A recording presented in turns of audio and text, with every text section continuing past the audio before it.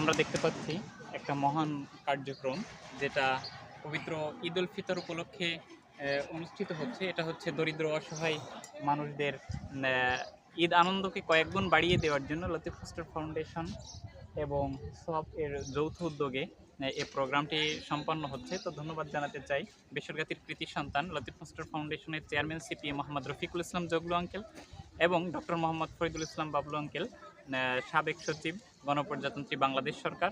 তাদের কারণে, তাদের কল্যাণে আমরা বেসরকারি মতো প্রত্যন্ত অঞ্চলে বসেও যে আধুনিক সেবাটা পাচ্ছি, এটা সত্যি অনন্য।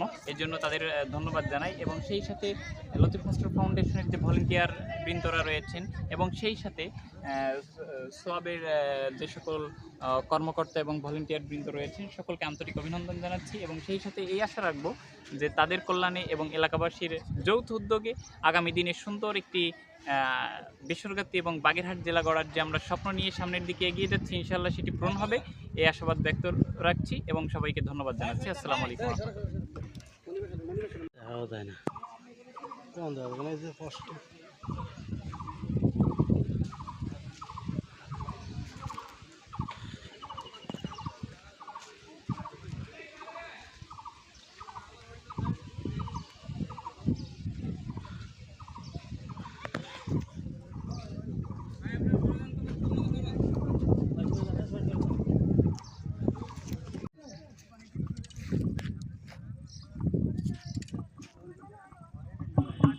ফিল আপ হয়েছে।